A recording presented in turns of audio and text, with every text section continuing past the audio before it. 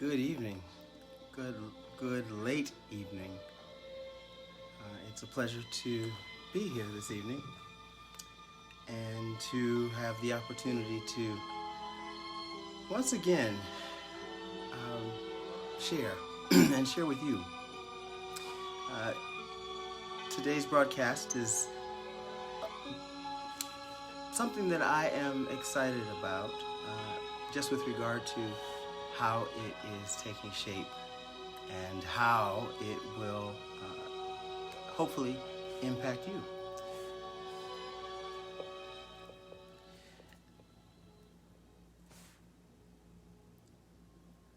Lord, dear Lord above,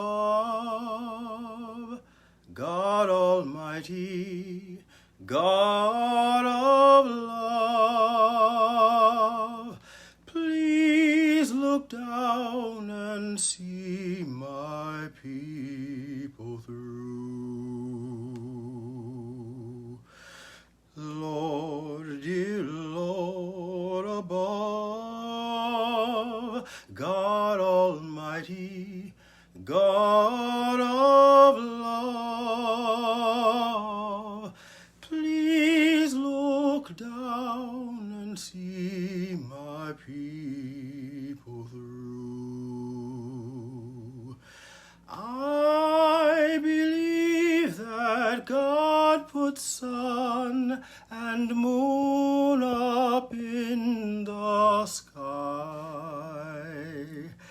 I don't mind the gray skies, 'cause they're clouds just passing by. Lord, dear Lord above, God Almighty, God of love, please look down and see my people through.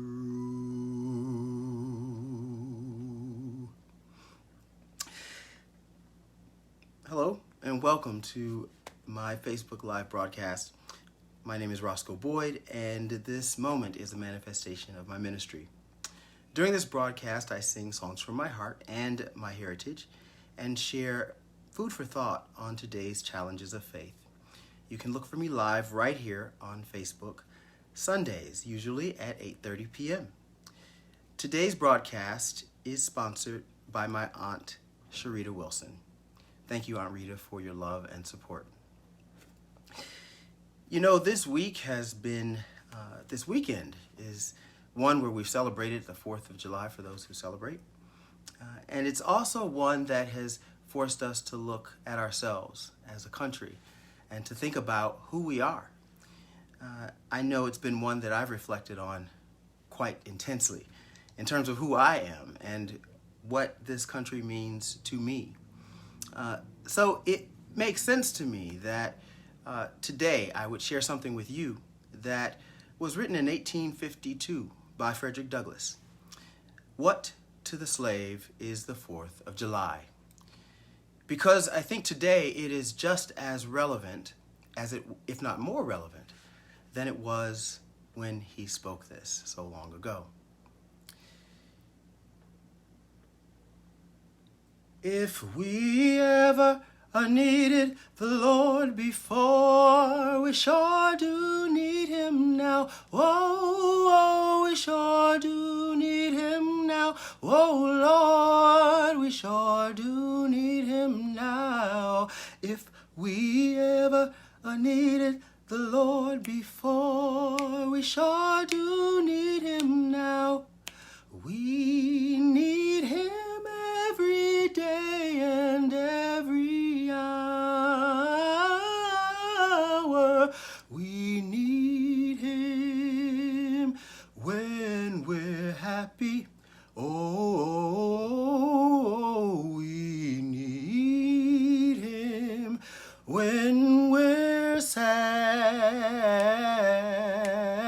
We need him whenever we're burdened. Oh, just to make our hearts feel glad. If we ever needed the Lord before, we sure do need him now. Oh, we sure do need him now. Oh, Lord, we sure do need him now. If we ever needed the Lord before, we sure do need him now. We need him every day and every hour. Well, some things I forget about, and actually disconnecting the phone is one of them.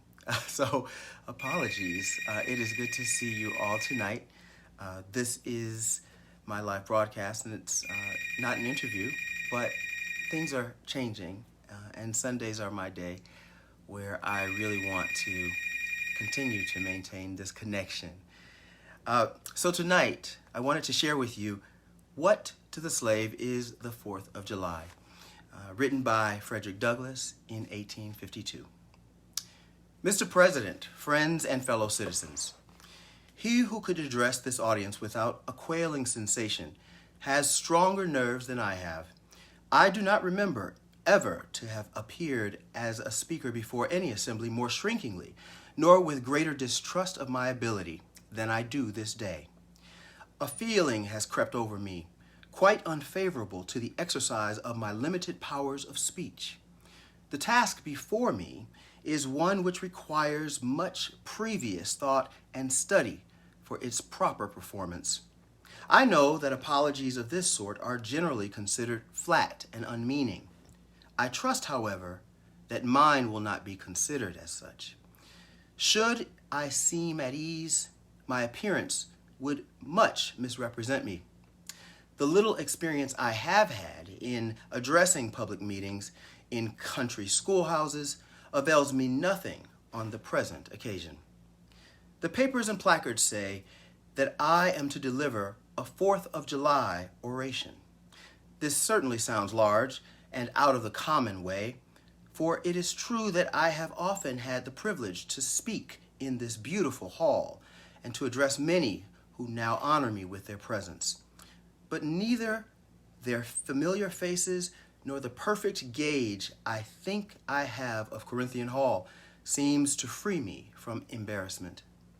The fact is, ladies and gentlemen, the distance between this platform and the slave plantation from which I escaped is considerable, and the difficulties to be overcome in getting from the latter to the former are by no means slight. That I am here today is, to me, a matter of astonishment as well as of gratitude. You will not, therefore, be surprised if in what I have to say I evince no elaborate preparation, nor grace my speech with any high-sounding exordium. With little experience and with less learning, I have been able to throw my thoughts hastily and imperfectly together, and trusting to your patient and generous indulgence, I will proceed to lay them before you. This, for the purpose of this celebration, is the 4th of July. It is the birthday of your national independence and of your political freedom. To you, is what the Passover was to the emancipated people of God. It carries your minds back to the day and to the act of your great deliverance, and to the signs and to the wonders associated with that act and that day. This celebration also marks the beginning of another year of your national life, and reminds you that the Republic of America is now 76 years old. I am glad, fellow citizens, that your nation is so young. 76 years, though a good old age for a man, is but a mere speck in the life of a nation. 70 years and 10 is allotted the time for individual men, but nations number their years by thousands. According to this fact, you are, even now, only in the beginning of your national career, still lingering in the period of childhood. I repeat, I am glad this is so. There is hope in the thought, and hope is much needed.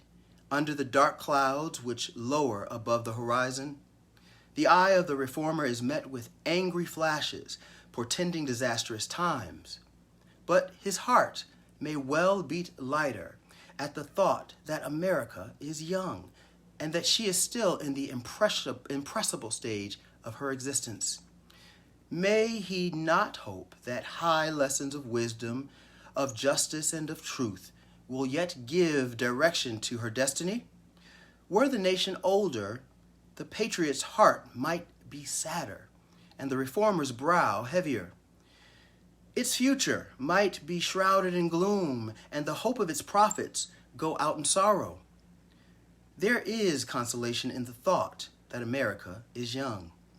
Great streams are not easily turned from channels worn deep in the course of ages. They may sometimes rise in quiet and stately majesty, inundate the land, refreshing and fertilizing the earth with their mysterious properties. They may also rise in wrath and fury, and bear away on their angry waves the accumulated wealth of years of toil and hardship. They, however, gradually flow back to the same old channel and flow on as serenely as ever. But while the river may not be turned aside, it may dry up and leave nothing behind but the withered branch and the unsightly rock to howl in the abyss-sweeping wind, the sad tale of departed glory. As with rivers, so with nations. Fellow citizens, I shall not presume to dwell at length on the associations that clutter about this day. The simple story of it is that 76 years ago, the people of this country were British subjects. The style and title of your sovereign people, in which you now glory, was not born then. You were under the British crown. Your fathers esteemed the English government as the home government, and England as the fatherland. This home government, you know, although a considerable distance from your home, did, in the exercise of its parental prerogatives, impose upon its colonial children such restraints, burdens, and limitations as, in its mature judgment, it deemed wise, right, and proper. But your fathers, who had not adopted the fashionable idea of this day, of the infallibility of government, and the absolute character of its acts, presumed to differ from the home government in respect to the wisdom and the justice of some of those burdens and restraints. They went so far in their excitement as to pronounce the measures of government unjust, unreasonable, and oppressive, and altogether such as ought not to be quietly submitted to. I scarcely need say, fellow citizens, that my opinion on those measures fully accords with that of your fathers. Such a declaration of agreement on my part would not be worth much to anyone. It would certainly prove nothing as to what part I might have taken had I lived during the great controversy of 1776. To say now that America was right and England was wrong is exceedingly easy. Everybody can say it. The dastard, not less than the noble brave, can flippantly descant on the tyranny of England towards the American colonies. It is fashionable to do so, but there was a time when to pronounce against England in the favor of the colonies tried men's souls. They who did so were accounted in their day plotters of mischief, agitators and rebels, dangerous men. To side with the right against the wrong, with the weak against the strong, and with the oppressed against the oppressor. Here lies the merit, and the one which of all others seems unfashionable in our day. The cause of liberty may be stabbed by the men who glory in the deeds of your fathers. But to proceed. Feeling themselves harshly and unjustly treated by the home government, your fathers, like men of honesty and men of spirit, earnestly sought redress. They petitioned and remonstrated. They did so in a decorous, respectful, and loyal manner. Their conduct was wholly unexceptionable. This, however, did not answer the purpose. They saw themselves treated with sovereign indifference, coldness, and scorn. Yet they persevered. They were not the men to look back. As the sheet anchor takes a firm hold when the ship is tossed by the storm, so did the cause of your fathers grow stronger as it breasted the chilling blasts of kingly displeasure. The greatest and best of British statesmen admitted its justice, and the loftiest eloquence of the British Senate came to its support. But with the blindness which seems to be the unvarying characteristic of tyrants, since Pharaoh and his hosts were drowned in the Red Sea, the British government persisted in the exactions complained of. The madness of this course, we believe, is admitted now, even by England. But we fear the lesson is wholly lost on our present ruler. Oppression makes a wise man mad. Your fathers were wise men, and if they did not go mad, they became resistive under this treatment. They felt themselves the victims of grievous wrongs, wholly incurable in their colonial capacity. With brave men, there is always a remedy for oppression. Just here, the idea of a total separation of the colonies from the crown was born. It was a startling idea, much more so than we, at this distance of time, regarded. The timid and the prudent, as have been intimated, of that day were, of course, shocked and alarmed by it. Such people lived then, had lived before, and will probably ever have a place on this planet. And their course in respect to any great change, no matter how great the good be attained, or the wrong to be redressed by it, may be calculated with as much precision as can be the course of the stars. They hate all changes but silver, gold, and copper change. Of this sort of change, they are always strongly in favor. These people were called Tories in the days of your fathers, and the appellation probably conveyed the same idea that is meant by a more modern, though a somewhat less euphonious term, which we often find in our papers, applied to some of our old politicians. Their opposition to the then dangerous thought was earnest and powerful, but amid all the terror and affrighted vociferations against it, the alarming and revolutionary idea moved on, and the country with it. On the 2nd of July, 1776, the old Continental Congress, to the dismay of the lovers of ease and the worshippers of property, clothed that dreadful idea with all the authority of national sanction. They did so in the form of a resolution. And as we seldom hit upon resolutions drawn up in our day whose transparency is all equal to this, it may refresh your minds and help my story if I read it. Resolved that these united colonies are, and of right, ought to be free and independent states, that they are absolved from all allegiance to the British Crown, and that all political connection between them and the state of Great Britain is and ought to be dissolved. Citizens, your fathers made good that resolution. They succeeded, and today you reap the fruits of their success. The freedom gained is yours, and you therefore may properly celebrate this anniversary. The 4th of July is the first great fact in your nation's history, the very ring bolt in the chain of your yet undeveloped destiny. Pride and patriotism, not less than gratitude, prompt you to celebrate. and to hold it in perpetual remembrance. I have said that the Declaration of Independence is the ring bolt of the chain of your nation's destiny. So, indeed, I regard it. The principles contained in that instrument are saving principles. Stand by those principles. Be true to them on all occasions, in all places, against all foes, and at whatever cost. From the round top of your ship of state, dark and threatening clouds may be seen.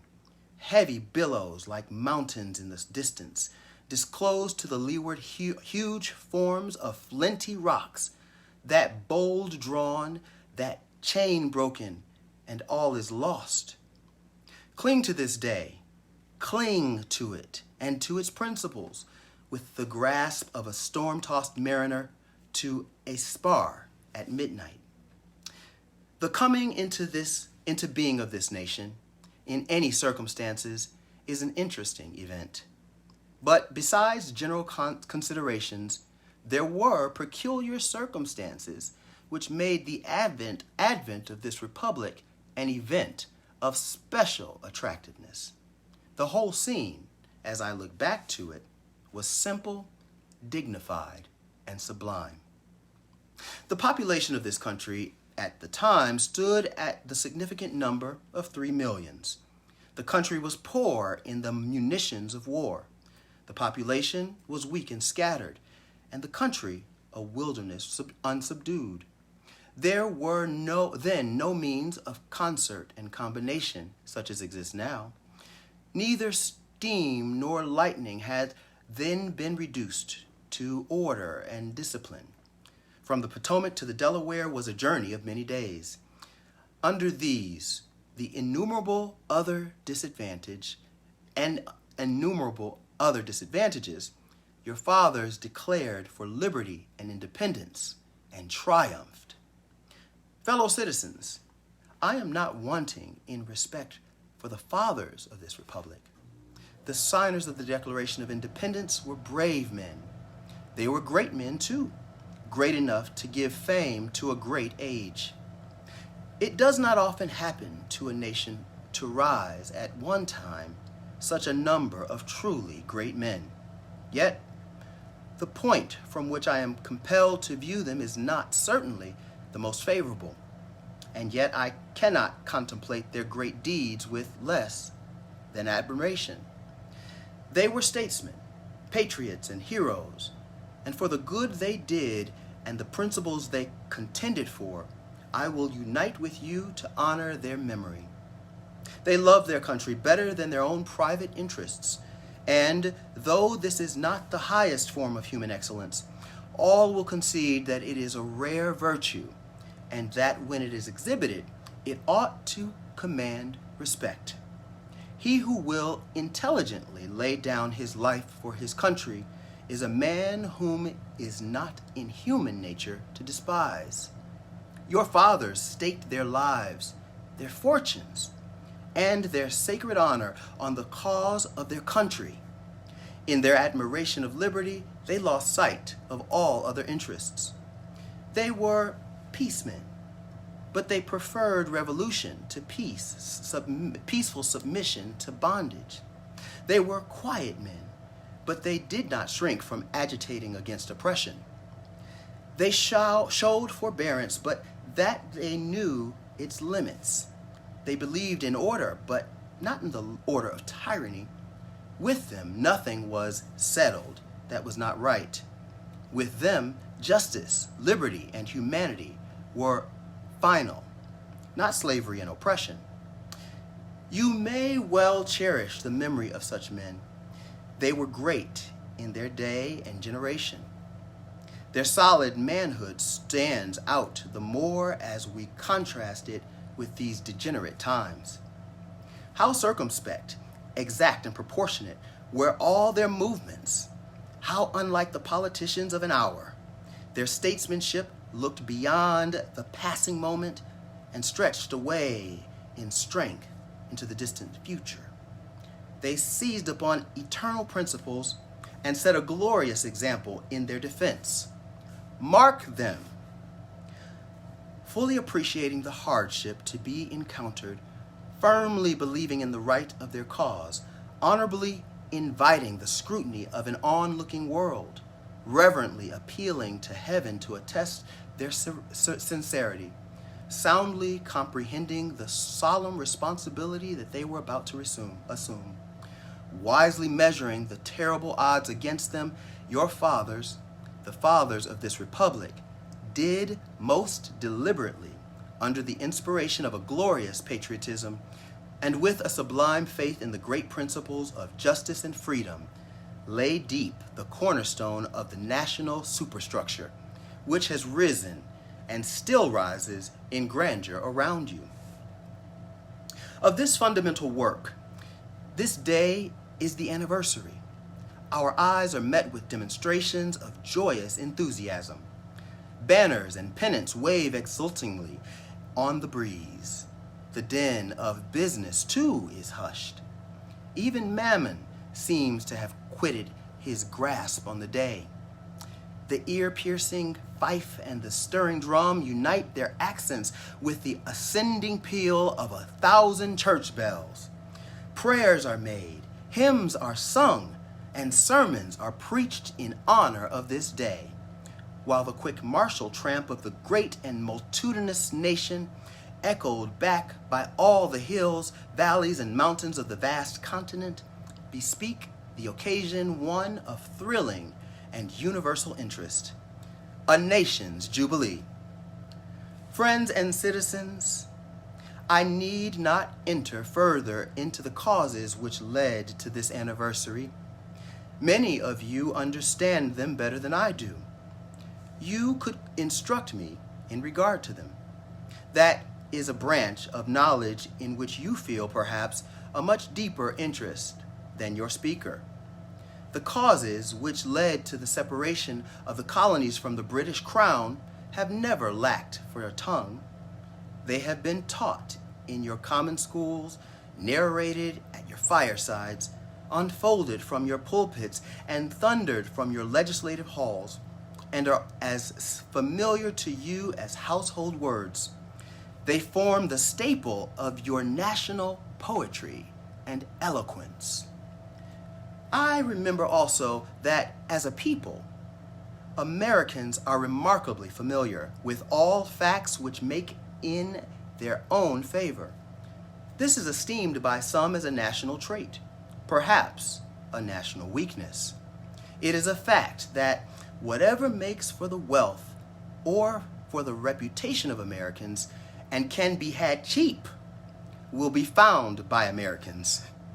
I shall not be charged with slandering Americans if I say I think the American side of any question may be safely left in Americans' hands.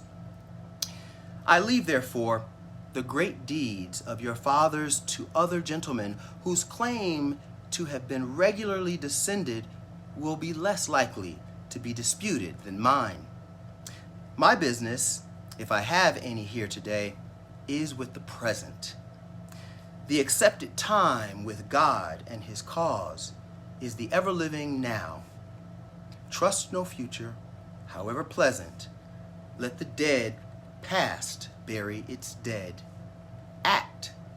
Act in the living present. Heart within and God overhead. We have to do with the past only as we can make it useful to the present and to the future, to all inspiring motives, to noble deeds which can be gained from the past. We are welcome. But now is the time, the important time.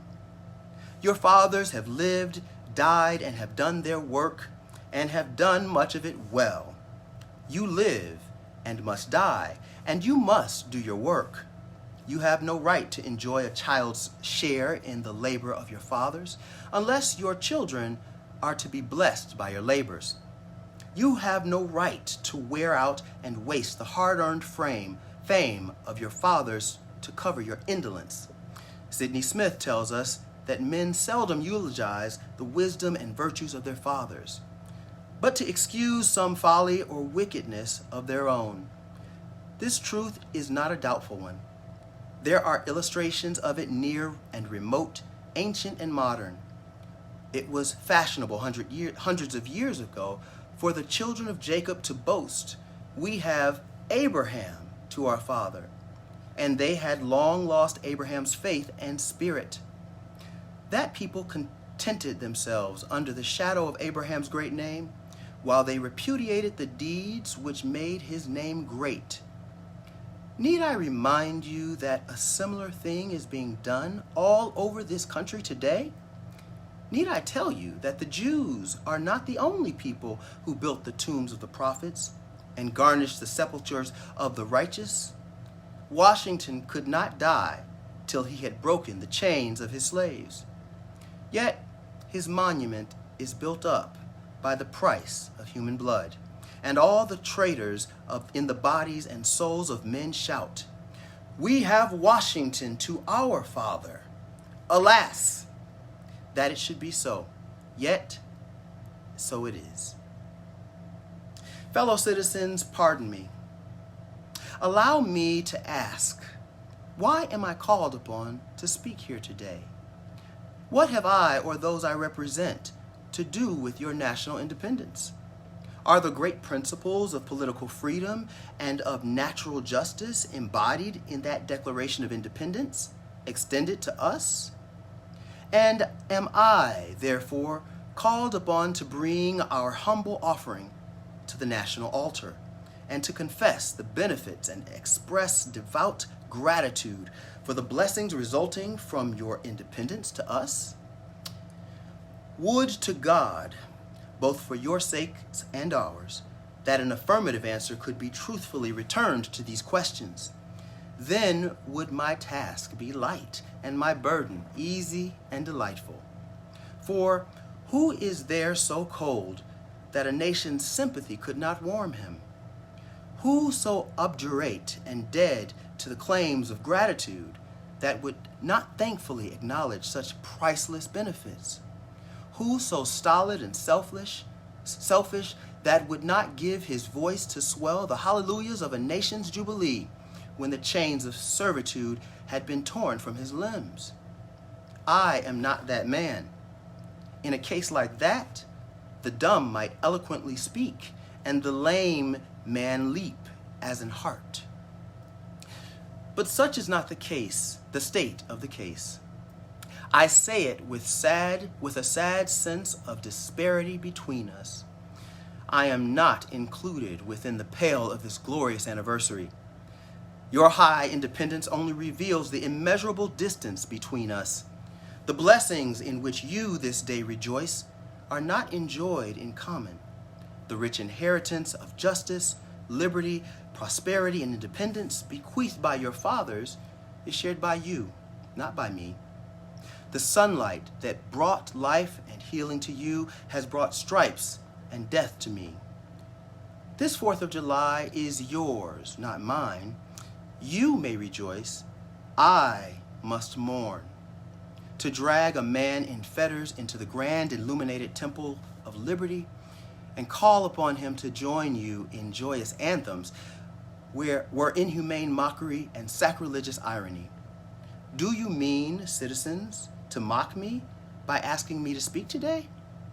If so, there is a parallel to your conduct. And let me warn you that it is dangerous to copy the example of a nation whose crimes, lowering up to heaven, were thrown down by the breath of the Almighty, burying that nation in irrecoverable ruin. I can today take up the plaintive lament of a peeled and woe-smitten people. By the rivers of Babylon, there we sat down. Yea, we wept, and we remembered Zion. We hanged our heads on harps upon the willows in the midst thereof. For there they that carried us away captive required of us a song, and they who wasted us required of us mirth, saying, "Sing us one of those songs of Zion." How can we sing the Lord's song in a strange land? If I forget thee, O Jerusalem, let my right hand forget her cunning. If I do not remember thee, let my tongue cleave to the roof of my mouth. Fellow citizens, above your national tumultuous joy, I hear the mournful wails of millions. Those chains, heavy and grievous yesterday, are today rendered more intolerable by the jubilee shouts that reach them. If I do forget, if I do not faithfully remember those bleeding children of sorrow this day, may my right hand forget her cunning, and may my tongue cleave to the roof of my mouth. To forget them, to pass lightly over their wrongs, and to chime in with the popular theme would be treason, most scandalous and shocking, and would make me a reproach before God and the world. My subject, then, fellow citizens, is American slavery. I shall see this day and its popular characteristics from the slave's point of view.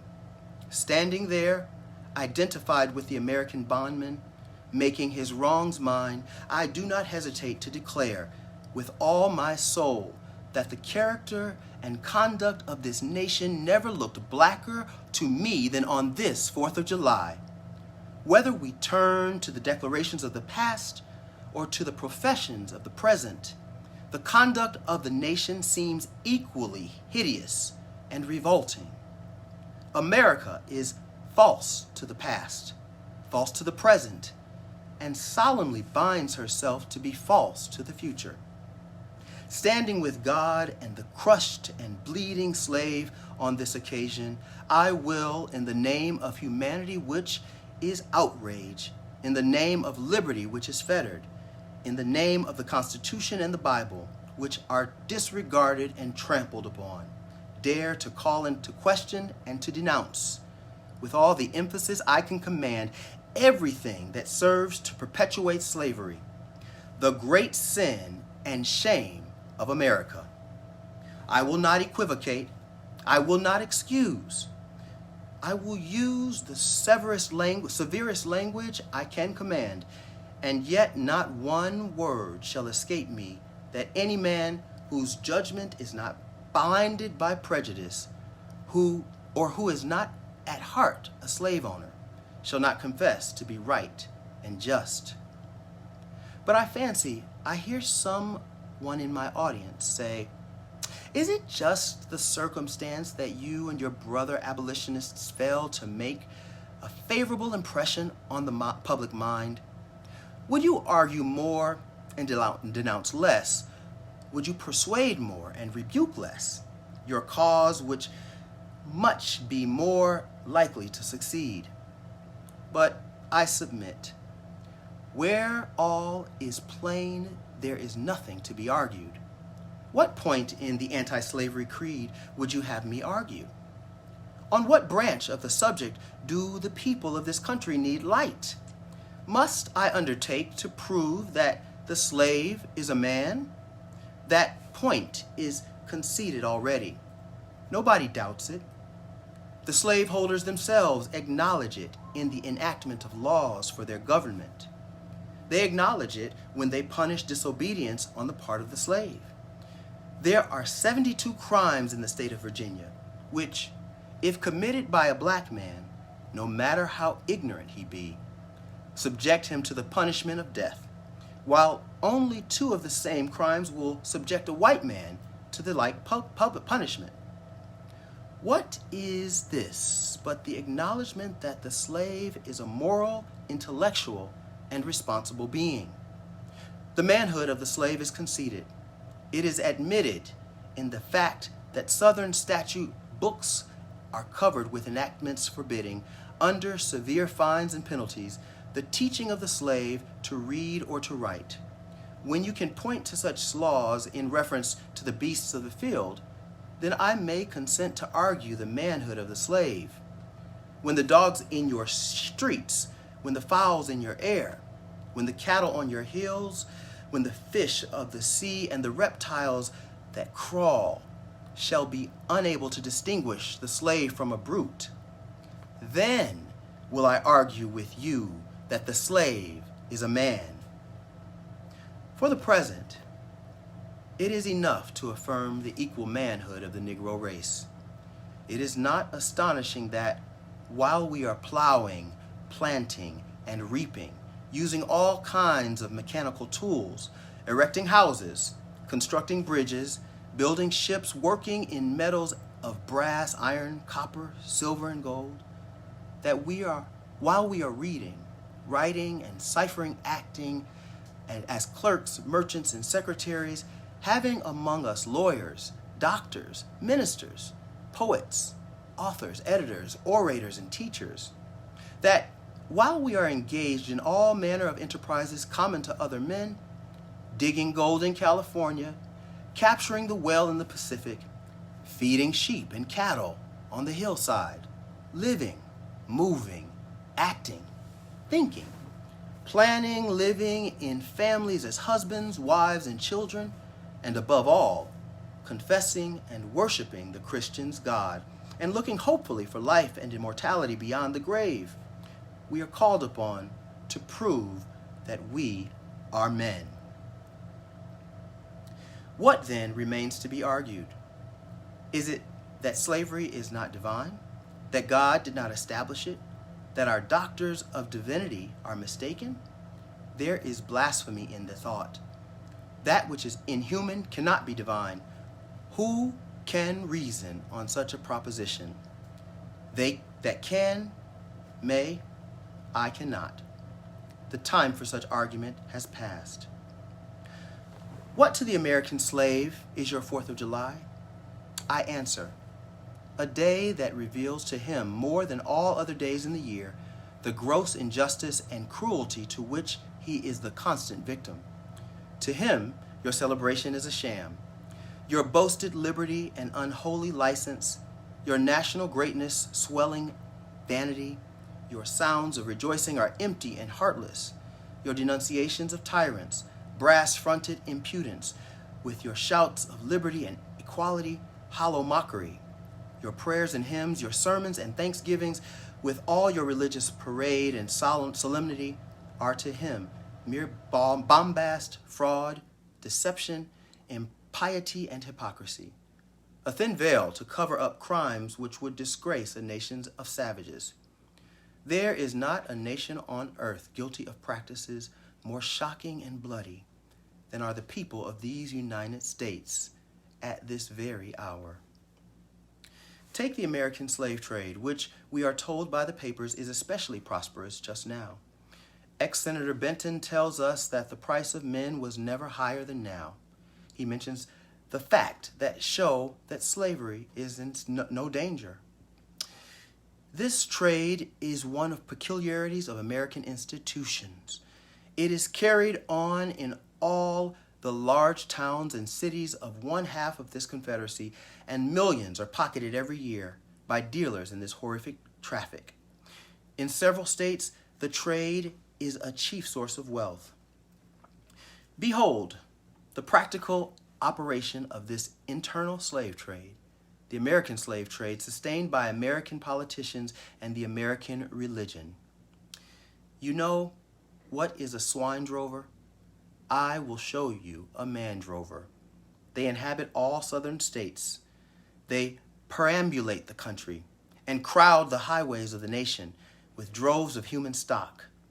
You will see one of these human flesh jobbers armed with pistol, whip, and bow-eyed knife, driving a company of 100 men, women, and children from the Potomac as slaves. I was born amid such sights and scenes. To me, the American slave trade is a terrible reality. When a child of my soul was often pierced with a sense of its horrors.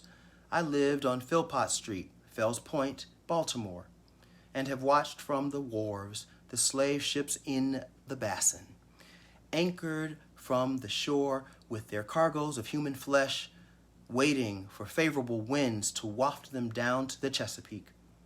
There was at that time a grand slave mart kept at the head of Pratt Street by Austin Woodfolk. His agents were sent into every town and country in Maryland, announcing their arrival through the papers and on flaming handbills, headed "Cash for Negroes." These men were generally well-dressed men, very captivating in their manners, ever ready to drink, to eat, and to gamble. the fate of many a slave has depended upon the turn of a single card. Fellow citizens, this murderous traffic is today in active operation on this boasted republic. In the solitude of my spirit, I see clouds of dust raised on the highways of the South. I see the bleeding footsteps. I hear the doleful wail of fettered humanity on the way to the slave markets where the victims are to be sold like horses, sheep, and swine knocked off to the highest bidder. There I see the tenderest ties ruthlessly broken to gratify the lust, caprice, and rapacity of the buyers and sellers of men. My soul sickens at the sight. In glaring violation of justice and shameless disregard of the forms of administering law, in cunning arrangement to entrapment the defenseless and the diabolical intent, this fugitive slave law stands alone in the annals of tyrannical legislation. I doubt if there be another nation on the globe having the brass and the baseness to put such a law on a statute book. If any man in this assembly thinks differently from me in this matter and feels able to disprove my statements, I will gladly confront him in any suitable time and place he may select.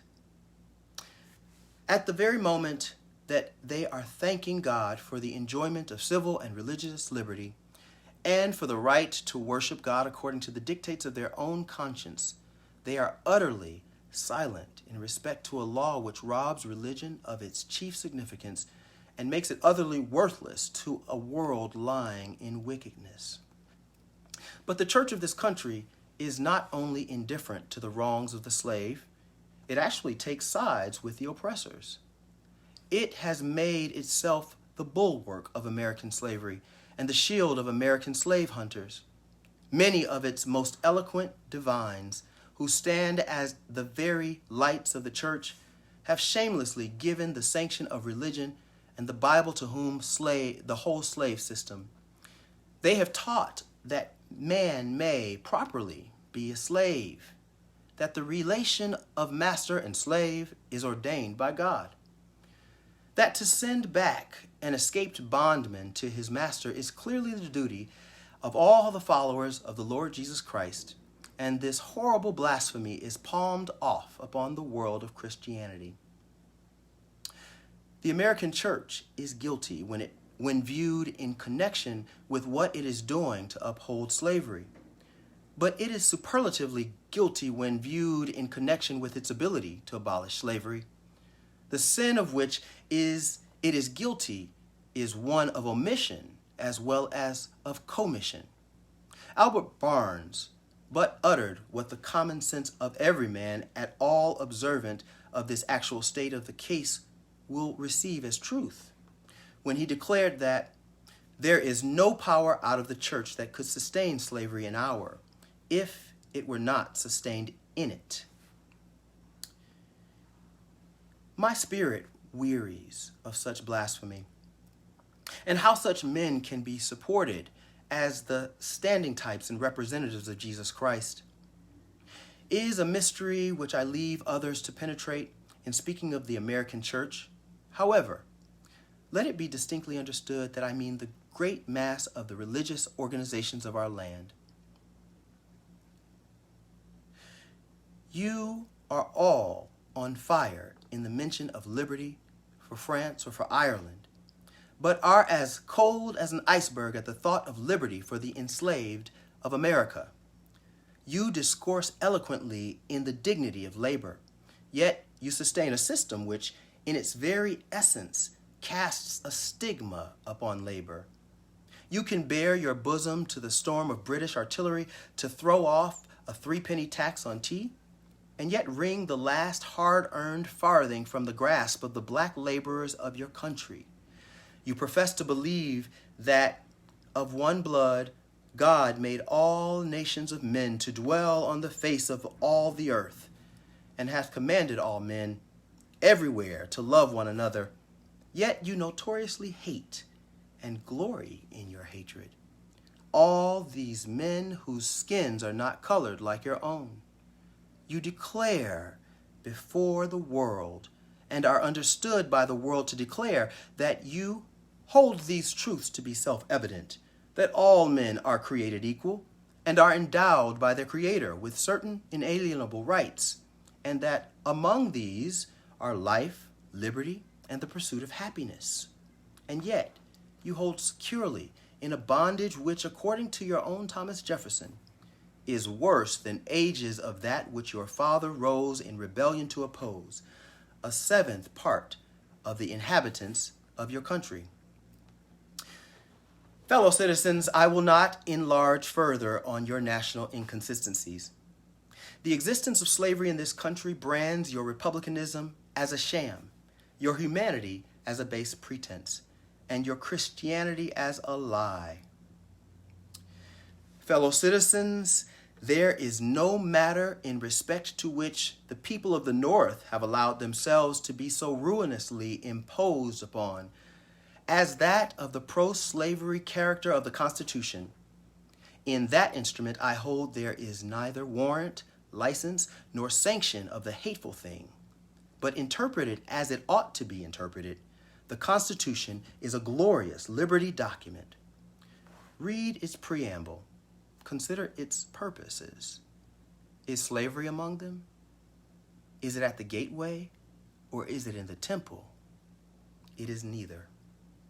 While I do not intend to argue this question on the present occasion, let me ask, if it be not somewhat singular that the Constitution were intended to be, by its framers and adopters, a slave-holding instrument, why neither slavery, slave-holding, nor slave can anywhere be found in it?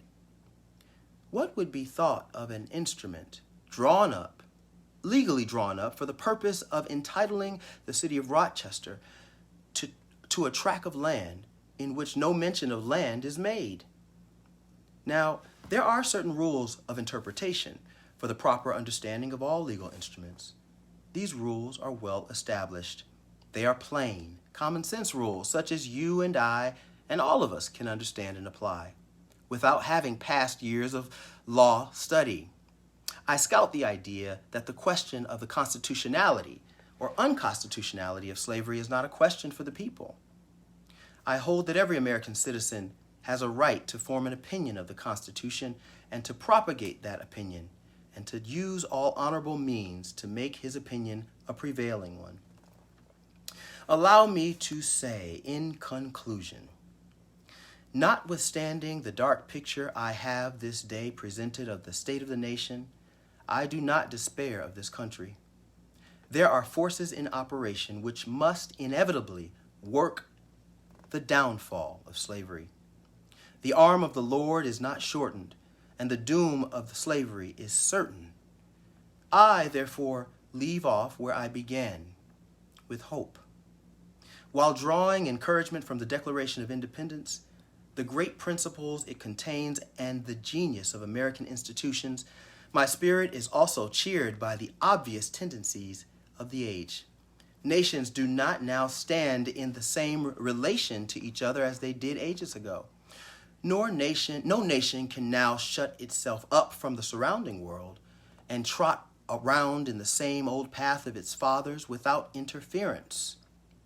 The time was when such could be done. Long-established customs of hurtful character could formally fence themselves in and do their evil work with social impunity. Knowledge was then confined and enjoyed by the privileged few, and the multitude walked on in mental darkness. But a change has now come over the affairs of mankind. Walled cities and empires have become unfashionable. The arm of the commerce has borne away the gates of the strong city. Intelligence is penetrating the darkest corners of the globe. The fiat and the awe of the Almighty, let there be light, has not yet spent its force. No abuse, no outrage, whether in taste, sport, or avarice, can now hide itself from the all-pervading light. God speed the year of Jubilee. the wide world o'er, when from the galling chains set free, the oppressed shall vilely bend the knee, and wear the yoke of tyranny like brutes no more. That year will come, and freedom's reign to man his plundered fights again restore. Godspeed the day when human blood shall cease to flow.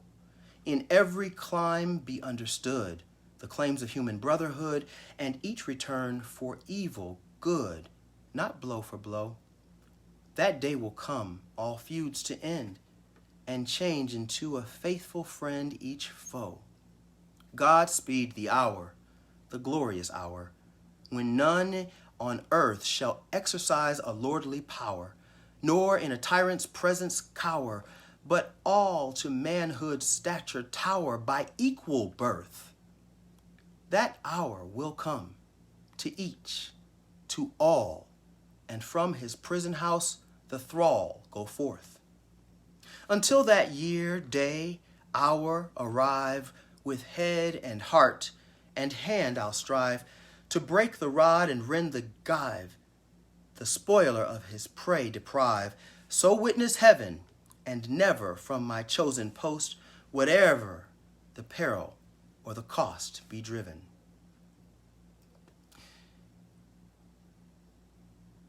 Thank you, and thank Frederick Douglass for his speech in 1851. So many of his words are still true and resonate for me today, and I hope it meant something for you as well.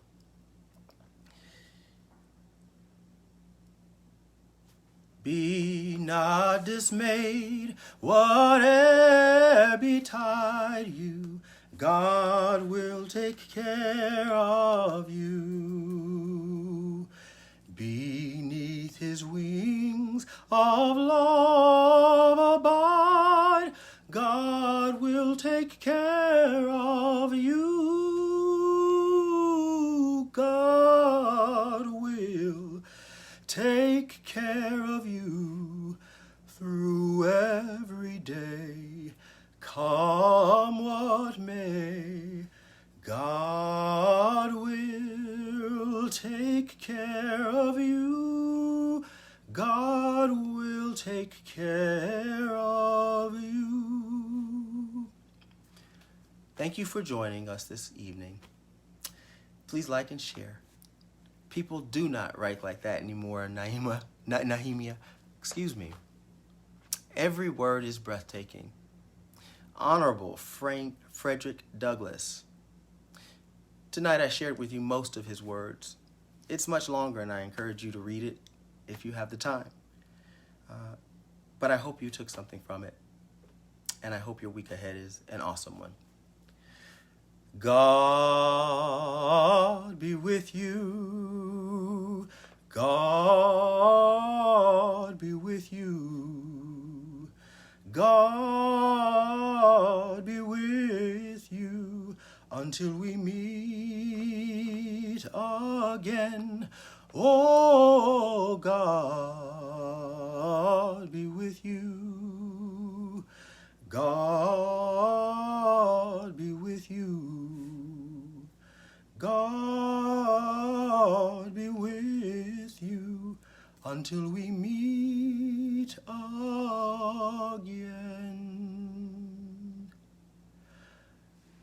Amen. Amen. Amen.